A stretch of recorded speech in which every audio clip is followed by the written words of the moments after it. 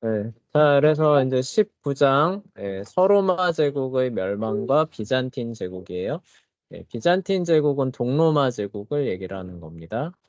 네. 동로마 제국의 원래 그 원래 명칭이라고 해야 되나? 하여간 그 별칭이 비잔틴 제국이 되는 것이고, 이제 서로마 제국이 멸망하는데 어디에 누구에게 멸망하느냐? 게르만족한테 멸망합니다. 아, 네. 그래서 이제 서로마 제국 멸망을 얘기를 할 때 먼저 얘기하는 게 게르만족의 대이동을 얘기를 하게 되는 거예요. 네.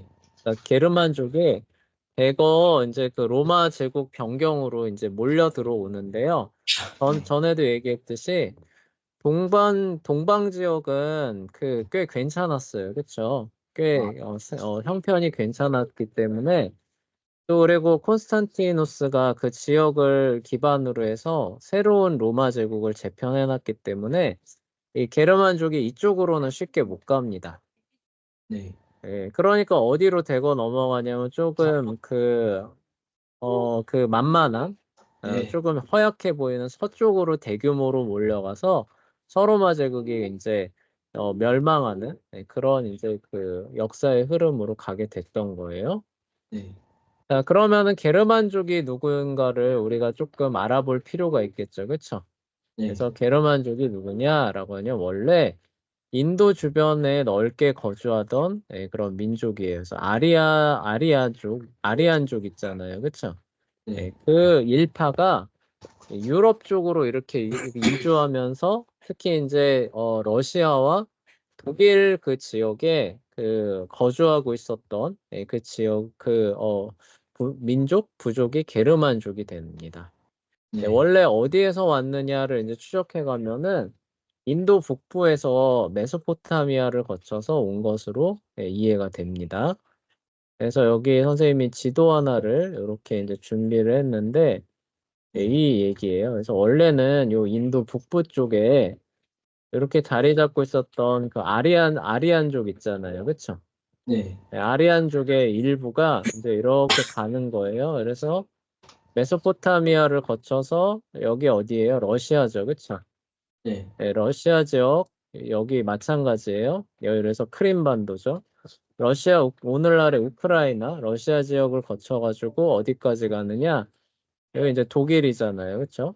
독일을 거쳐서 여기는 이제 뭐예요? 라인강이잖아요. 그쵸? 네. 라인강이니까 여기는 요 서쪽으로는 로마죠. 그쵸? 네. 서쪽으로는 로마 제국인데 이쪽으로는 갈 수가 있었던 거예요? 못 가는 거예요? 로마로는?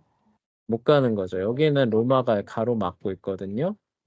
그리고 이쪽에서 이쪽으로는 왜 못 갔느냐? 여기도 동로마 제국이 그쵸? 이렇게 해가지고 다뉴브 강인가? 이런 걸 중심으로 해서 요만큼까지 차지하고 있었기 때문에 밑에 쪽으로 못 가는 겁니다.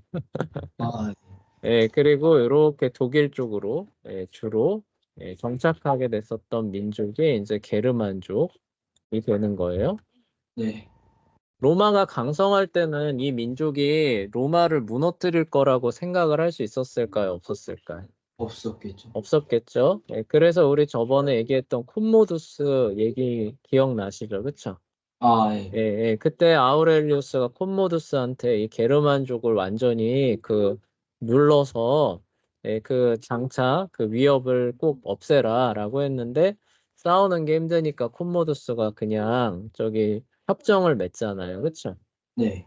그때 이후로 거기에서 이제 계속 자기들끼리 싸우고 어쩌고 하면서 세력을 규합하는 요런 이제 시간을 지내면서 게르만족은 더 강성해졌고 로마는 더 허약해지는 이런 상황, 그러니까 서로마죠. 서로마가 더 허약해지는 이런 역사가 진행이 됐던 거예요.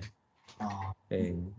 그러다가 그냥 한순간에 그냥 로마가 주저앉으니까 게르만족이 그냥 거기로 몰려 들어갔던 거죠. 네. 그러니까 로마가 만약에 더 강성했다면은 게르만족이 아마 이렇게 유럽에 그쵸 한 역사로 편입되는 주인으로 편입되는 그런 일들이 아마 쉽게 일어나지 않았을 거다 이제 이렇게 얘기를 합니다. 그래서 원래 어디냐?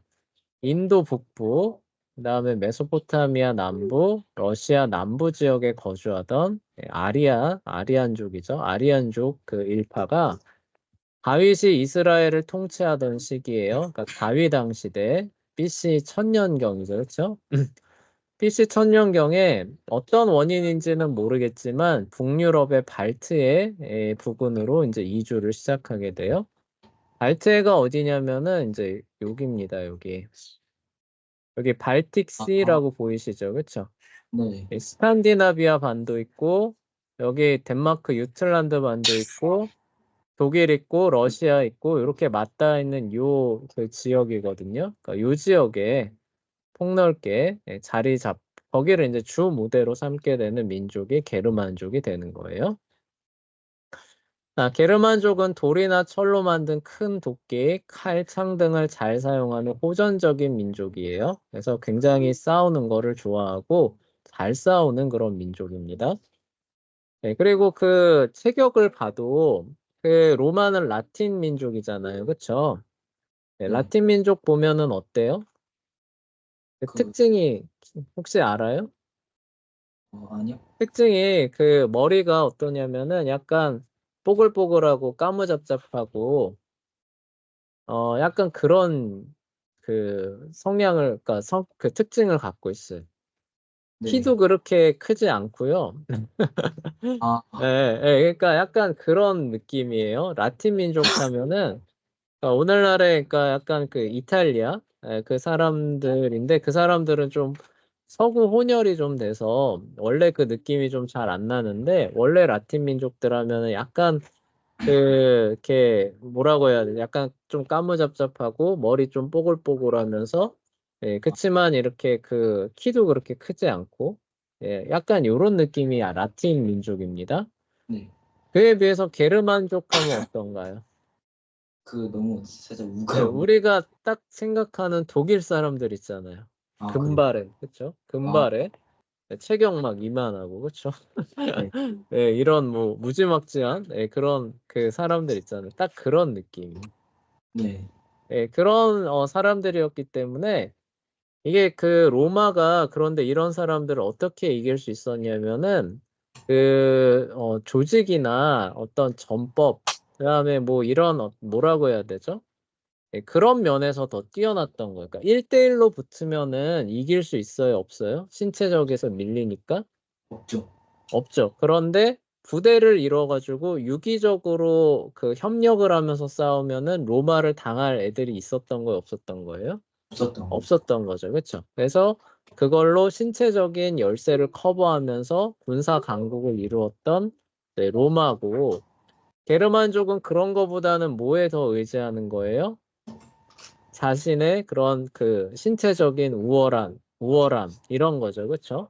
네. 이런 걸 가지고 싸우는 겁니다. 그러니까 약점이 뭐냐면은 부족 단위로 이제 전투를 하기 때문에 여기는 그 로마처럼 유기적인 그런 어떤 그, 뭐라고 해야 되죠? 전투, 이런 것들이 이루어지기 쉬울까요? 어려울까요?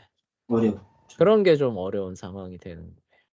네. 그래서 그 둘이 이제 이렇게 국경을 맞대고 살아가게 됩니다. 네. 자, 원래 처음부터 말을 타고 나갔던 민족은 아니었는데요. 점차 말을 길들여서 전쟁터에 나가게 되고요.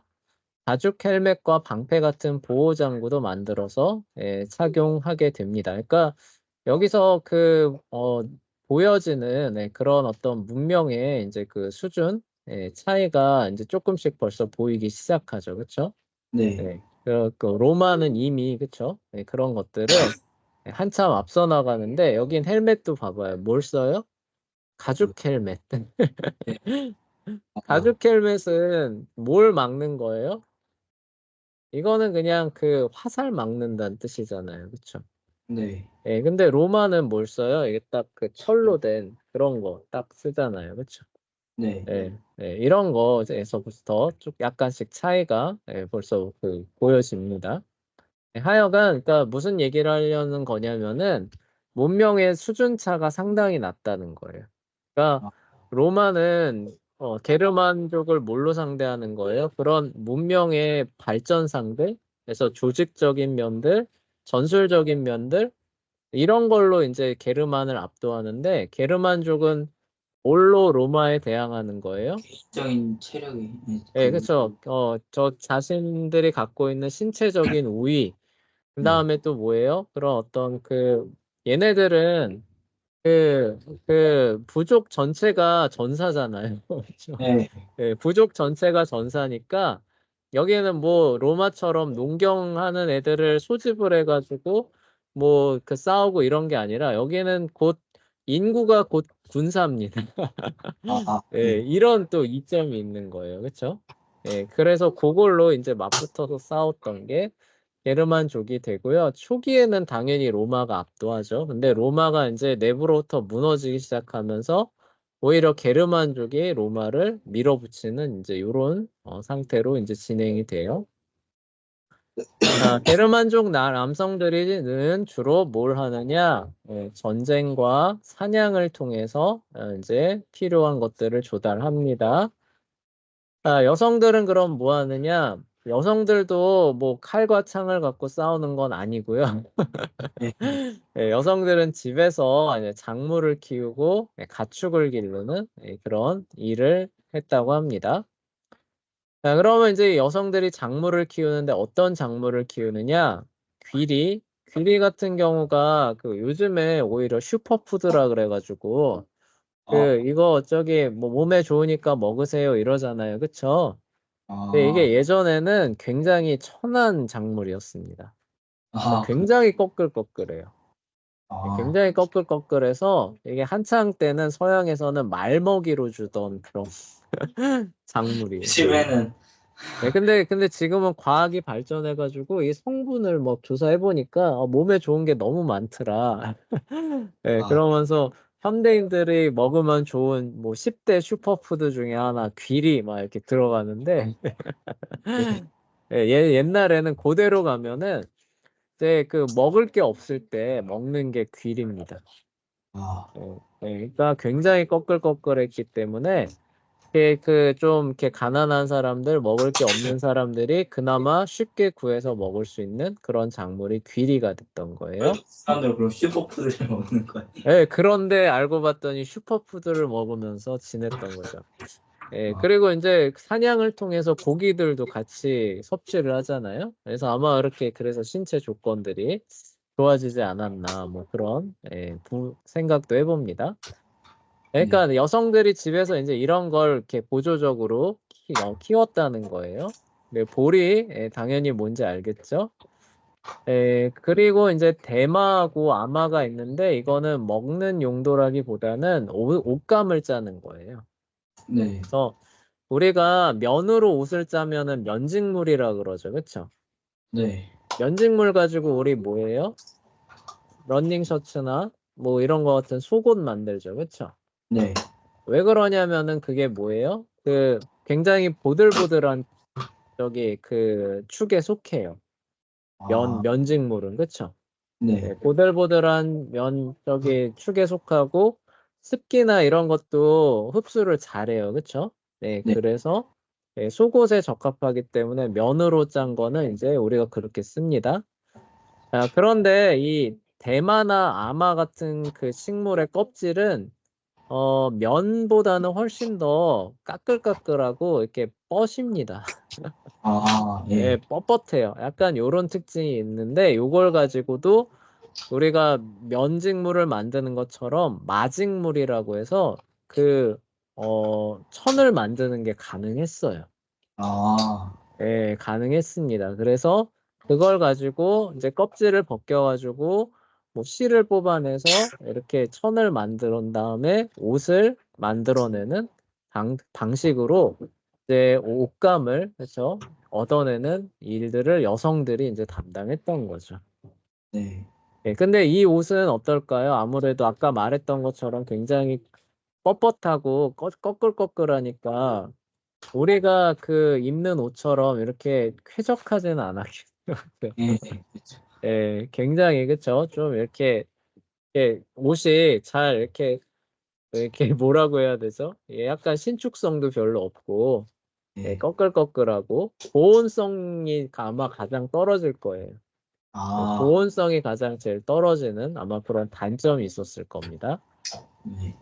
그렇지만 어쨌든 이런 걸 가지고 이제 그럭저럭 이제 해결을 하면서 살아갔고요. 이제 그런 부분들에서 이제 가장 이제 부족한 부분이죠. 그쵸? 추위예요. 추위는 그럼 어떻게 해결하느냐? 여기 사냥도 하잖아요. 그쵸? 네. 사냥도 하고 가축도 키우니까 특히 이제 양털을 가지고 이런 부족한 부분들을 좀 채웁니다.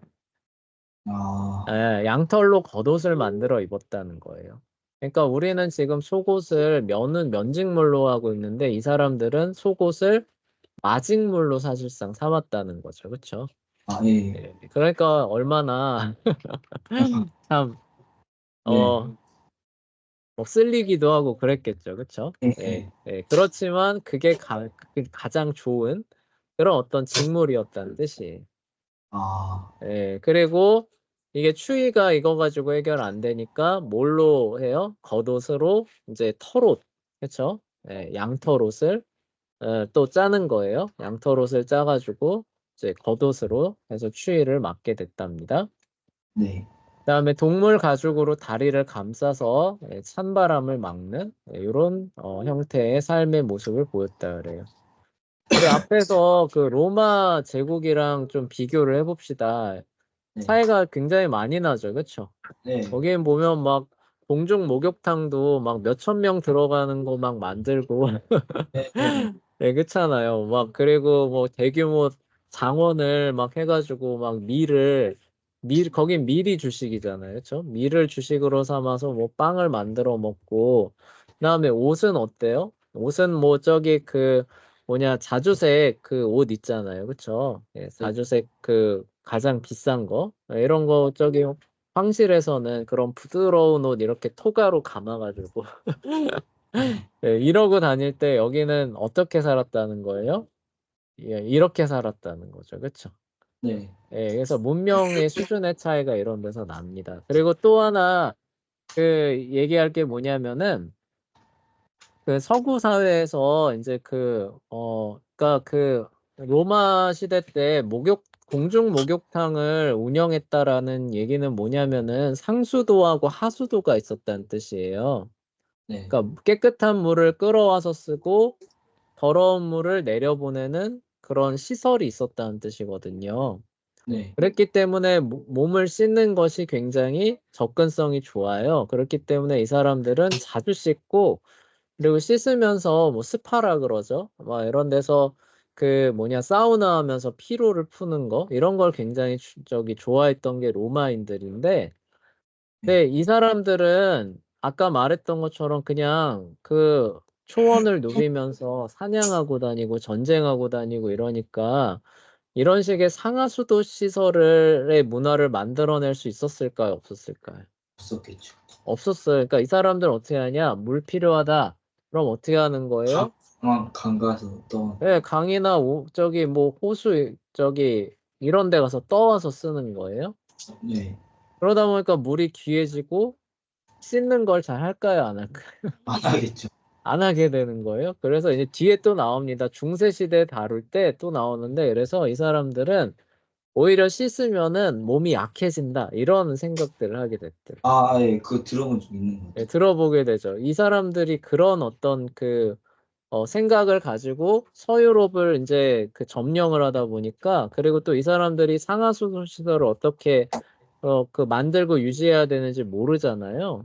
그래서 네. 그런 것들이 다 그 서구 사회에서 없어지게 되면서 서구 사람들도 1년에 한 번 목욕하면은 많이 하는 이런 사람들로 바뀌게 돼요. 아, 1년에 한 번 하면 많이. 이해가 돼요. 생각을 해봐요. 한 번 목욕하려면은 물이 얼마나 많이 필요해요. 그쵸? 그리고 네. 그걸 또 데워야 되잖아요. 근데 그거 어떻게 할 거냐는 거예요. 그쵸? 아, 그래서 데울 수도 없어서 이때는 찬물에다가 그냥 해요. 그러니까 1년에 한 번 목욕하는데 찬물에다 목욕하고 나온다. 그럼 어떻게 막 덜덜덜덜 떨면서 괜히 감기 걸리고 이러니까 괜히 목욕을 해서 몸이 더 약해졌어. 이런 생각하기 딱 좋잖아요. 그쵸? 네. 그러니까 그렇게 살아가던 사람들이었다는 거예요. 예. 그리고 이 상황이 그럴 수밖에 없어요. 상수도도 없고 하수도도 없는데 언제 어떻게 씻을 거냐는 거예요. 지금 당장 필요한 거 그 먹고 사는데 쓰기에도 부족한 그런 상황이 되는 거죠. 그쵸?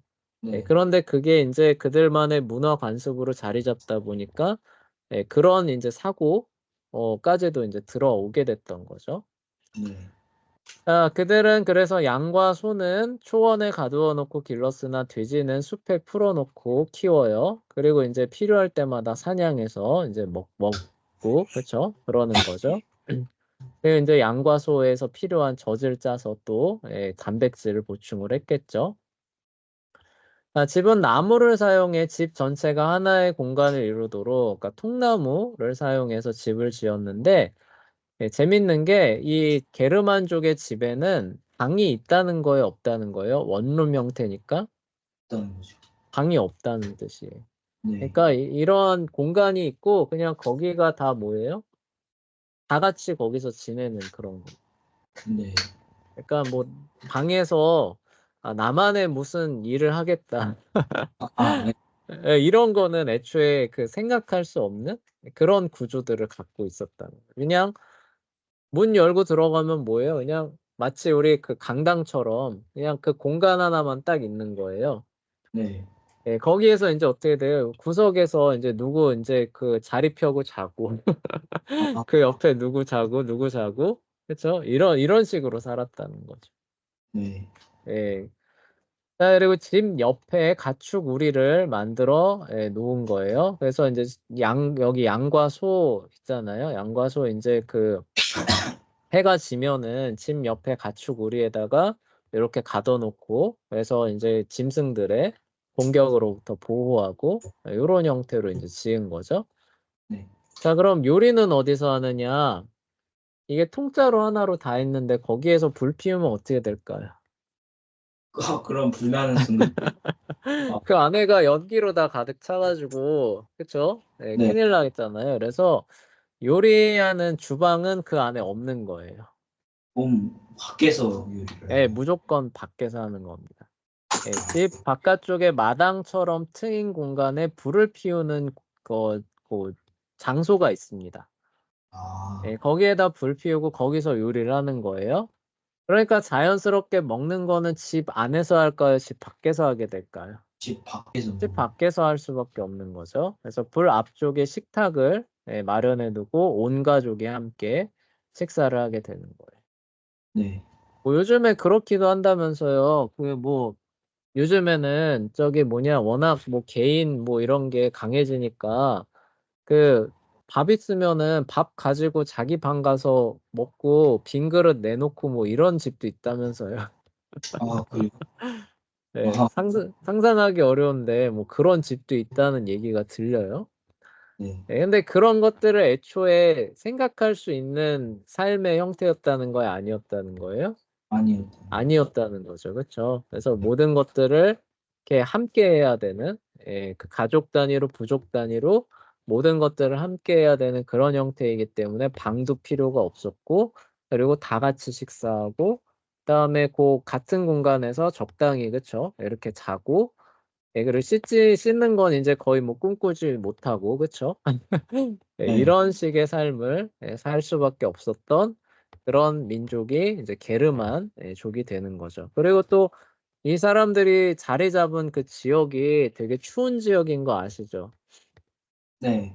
예. 그 독일 북쪽 발트해 지역이에요. 그다음에 러시아 지역이 굉장히 춥고 험합니다.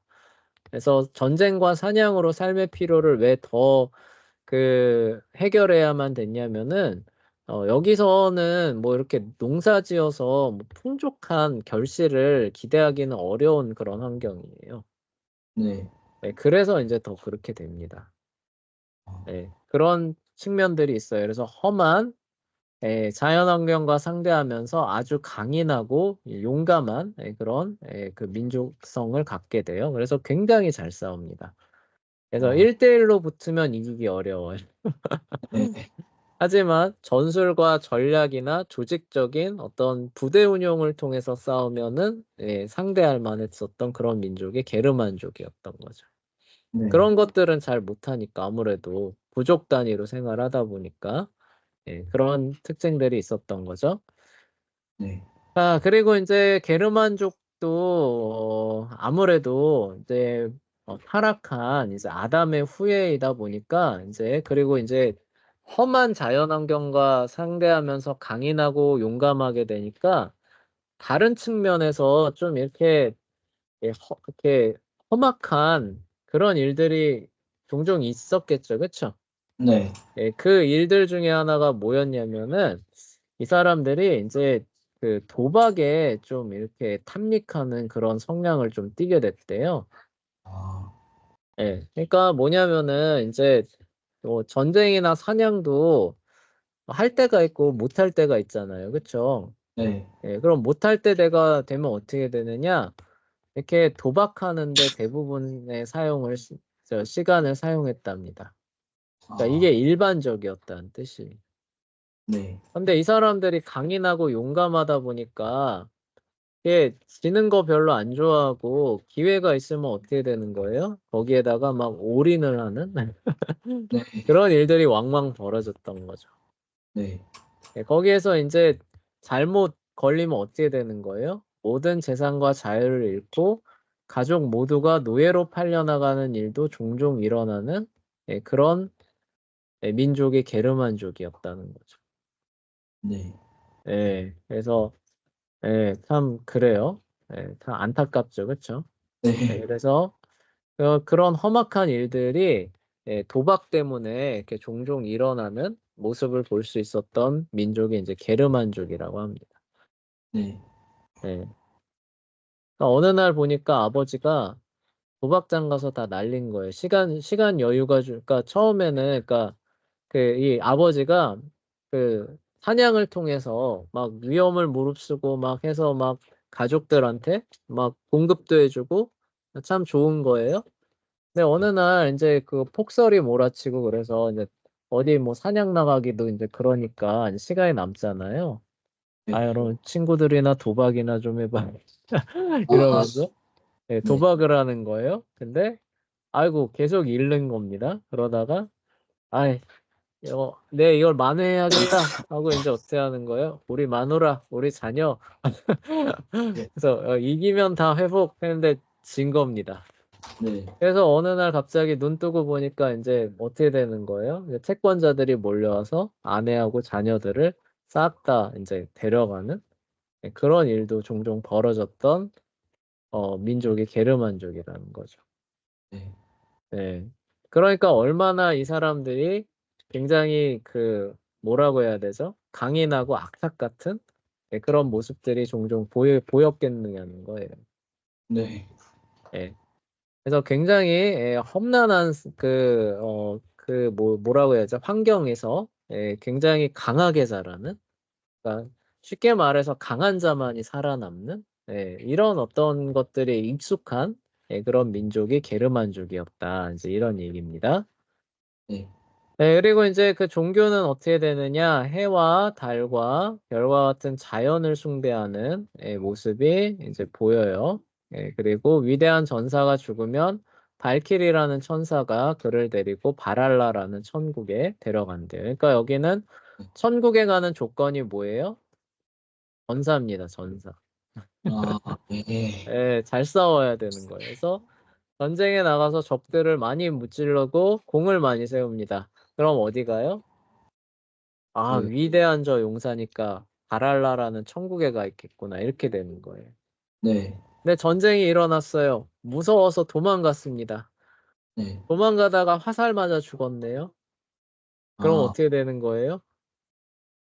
그러긴. 이놈은 바랄라 못 갈 거야. 아, 네. 왜요? 이놈은 위대한 전사가 아니라 뭐예요? 겁쟁이니까. 그렇죠? 아, 네. 이게 참 이런 생각을 갖고 있었던 사람이 게르만족이라는 거. 네.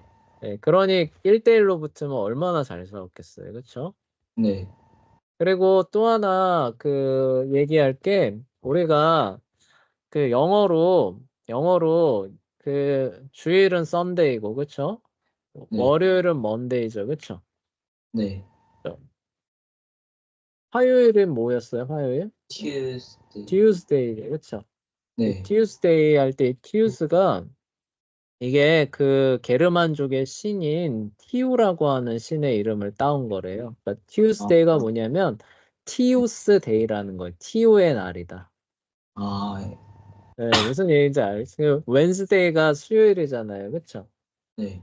이 웬스데이도 이게 그 뭐였더라? 그 워단인가 오딘이라는 신이 있는데 하여간 그 웬스데이 그 워단의 날이다라고 해서 수요일이 되는 거고 아, Thursday도 그 토르의 날이다. 그러니까 티 그러니까 토르의 날 해서 네. Thursday래. 토르라고 하는 그 신 알죠? 그것도 네. 게르만족의 신이거든요. 네. Friday 아시죠? 금요일 Friday. 알죠. 그 프레야라고 하는 게르만족의 신이에요. 그러니까 아, 아, 프레야라고 하는 그 게르만족의 신의 날이다라고 해서 우리가 알고 월화수목금토일을 영어로 했을 때 한 이렇게 4개인가 5개가 여기로 들어가 있어요. 아, 그러니까 이게 왜 그렇게 정립이 됐냐면은 게르만족이 어떻게 돼요? 서유럽을 무너뜨리면서 예, 거기를 장악한 이후로 이런 명칭들도 자리를 잡게 됐던 겁니다. 네. 그거는 이제 여기에 안 나와 있는데 그런 그 뭐라고 해야 되죠? 그 기원을 갖는다는 거 부가적으로 이제 여러분들한테 말씀드립니다. 네. 자, 그리고 이제 그 로마 제국하고 게르만족하고 항상 싸우던 사이였다는 거, 요걸 이제 얘기를 하는데, 요게 이제 정립이 되는 게 언제냐면 아우구스투스 때예요. 네. 그러니까 그 아우구스투스 이전 황제라고 해야겠죠. 황제라고 했었던 카이사르가 어떤 그 정책을 수립하냐면은, 이게 라인강을 기점으로 해서 로마가 더 넘어가는 거는 좀 안 될 것 같다라고 해서 제국의 국경선을 라인강으로 이렇게 수립을 해 놓습니다. 네. 그래서 여기서 이제 얘기를 보면은 이렇게 되는 거예요. 요 라인 리버라고 보이시죠? 그렇죠? 네. 라인강을 기점으로 삼고 여기 이제 다뉴브 강인가? 요게 있어요. 이렇게 해서 여기를 또 방어선으로 삼고 해서 그 게르만족이 넘어오지 않게끔 방어하는 게 로마로서는 최선의 방어 정책인 것 같다. 이걸 카이사르가 수립을 해놨어요. 네. 근데 이제 그 아우구스투스가 이제 등극을 하면서 이 게르만족이 여기 세력을 형성하고 이렇게 자꾸 넘어오는데 이거를 이렇게 라인강이 천혜의 그런 그 여지긴 하지만 이렇게 하지 말고 여기 이제 요 동쪽으로 엘베강이라고 하는 강이 있거든요. 이렇게. 네. 요 엘베강까지 우리가 진출을 해서 좀 여기 골족도 원래 위협하던 애들이었잖아요. 켈트족. 근데 카이사르가 이렇게 편입을 시켜서 로마의 1등 시민이 되게 한 것처럼 엘베강까지 우리가 확장을 해서 이 게르만족도 마치 그 갈리아의 골족과 같은 형태로 만들면 좋지 않겠느냐라고 해서 아우구스투스가 이제 원정을 떠납니다. 네. 원정을 떠나는데 처음에는 굉장히 성공적이었어요. 아, 그래서 엘베강 근처까지 이제 거의 확장을 다 해놨는데 어떤 일이 벌어졌냐면은 게르만족의 헤르만이라고 하는 그 장수가 있는데 이 사람이 그 로마에 굉장히 이렇게 유화적인 그러니까 나는 게르만족이지만 나는 로마 편이야. 사실상 이제 로마가 거의 다 이제 점령해가는 그런 추세니까 나는 로마 편이야. 그러니까 나는 그 골족과 같은 너희 지금 그 갈리아 정복하고 골족기 사실상 로마화 되지 않았느냐? 나는 사실상 그런 역할을 하고 싶다라고 하면서 이제 그 원정길에 이제 그 길 안내자 역할을 내가 좀 해주겠다. 아, 이렇게 나서는 사람이 이 사람이에요. 네.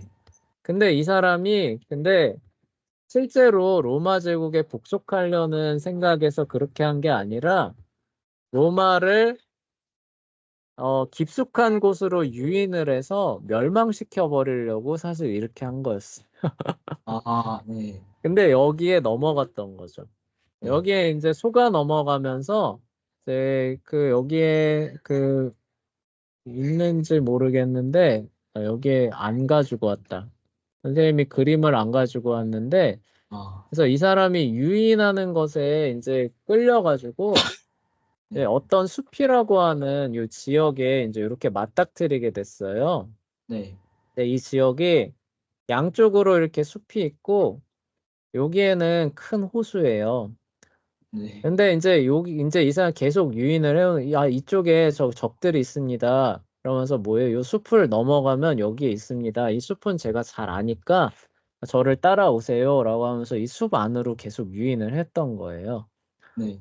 근데 이렇게 가가지고 여기쯤 가게 되는데 이 숲에 누가 다 포진하고 있었냐면은 게르만족들이 이렇게 다 포진하고 있었던 거예요. 네. 그래서 이 숲 한가운데 들어올 때까지 이 헤르만이 유인한 다음에 이제 어떻게 되는 거예요? 신호를 보내니까 얘네들이 싹 다 포위되는 거죠. 그렇죠? 네. 예, 그래서 이제 어떻게 뭐 나가지도 못하고, 예, 그리고 겨우 뚫고 지나갔더니 여기에는 또 그 뭐냐, 그 큰 호수가 있어가지고 이 호수에 또 많이 빠져 죽고, 그래서 이 원정을 떠났던 군단 세 개가 있는데 세 개가 전멸을 했대요. 아, 네. 예, 그래서 그때 이후로 아우구스투스도 다시는 게르만 원정을 떠나자라고 하는 것을 포기했다고 합니다. 네. 그리고 카이사르가 얘기했던 라인강에서 게르만을 방어한다. 네, 이게 이제 로마의 기본 방어 정책이 됐던 거예요. 네. 라인강을 방벽으로 삼고 게르만족이 못 넘어오게 한다. 그러니까 그곳에 게르만족을 가둬놓고 우리 그 병경을 위협하지 못하게 하지. 이제 우리가 나아가서 저들을 우리로 세력에 편입시킨다. 이거는 아우구스투스 이후로 제대로 시행된 적이 한 번도 없어. 네. 그때 한번 그 완패를 하고 나서는 다시는 그렇게 못해요. 네, 그래서 거기서 크고 작은 국지전은 계속 벌어지게 돼요. 전면전, 그러니까 세력 대 세력으로서의 큰 싸움이 아니라 크고 작은 싸움이 계속 벌어지게 되고, 세력 대 세력으로 싸운 거는 저번에 얘기했던 그 아우렐리우스 시대 있잖아요. 그쵸? 네, 네. 오연제 시대의 마지막이었던 아우렐리우스 시대 때 작은 군소 부족들이 막 싸움을 계속하다가 어느 정도 그 큰 크기로 합이 되면서 로마와 한번 세력 대 세력으로 한번 붙게 됩니다. 근데 그때 무승부로 끝나죠. 그쵸? 협정 네. 맺고 무승부로 끝나면서 또 작은 싸움이 그 안에서 계속 일어나게 되는 이런 형태로 갔던 거예요. 예. 예, 그게 이제 한 400년 가까이 가다가 결국 로마가 주저앉으면서 이 게르만족이 빈 곳으로 사실상 내려와가지고 그곳을 싹 다 차지하면서 우리가 알고 있는 오늘날의 유럽이라고 하는 모습이 또 형성되기 시작됐다는 거죠. 네. 그래서 게르만족의 역사를 아는 게 중요한 거예요. 네. 로마만 알면 안 되고 게르만족을 이해해야 중세가 이제 눈에 보이기 시작합니다. 이게 이래서 이렇게 된 거. 네, 네. 그래서 서유럽을 이해할 때는 그러니까 유럽이죠. 유럽을 이해할 때는 유럽의 역사를 이해할 때는 먼저 알아야 되는 게 로마를 알아야 돼요. 그렇죠? 그리스 로마를 알아야 되고 그다음 게르만을 알아야 되고 또 하나는 뭐냐면 기독교 알아야 돼요. 이 예. 세 개가 잘 이렇게 어우러진 게 우리가 알고 있는 서구 문명이 돼요. 예. 예, 알겠죠? 그래서 이제 얘기하는 거예요. 근데 그 게르만 그 민족의 문화와 그런 어떤 가치관이 언제 이렇게 들어왔느냐라고 하냐면 서로마 제국이 무너지면서 유럽 세계에 편입이 된 거예요. 그래서 그게 역사적으로 중요한 겁니다. 어쨌거나 라인 강변에 여러 도시들을 세워요. 코블렌츠, 쾰른, 마이츠, 위트레이트, 라이덴에 이제 군사 기지를 세우는데 이게 오늘날에도 사람이 사는 큰 도시로 발전하게 되는 계기가 됐다고 합니다. 예.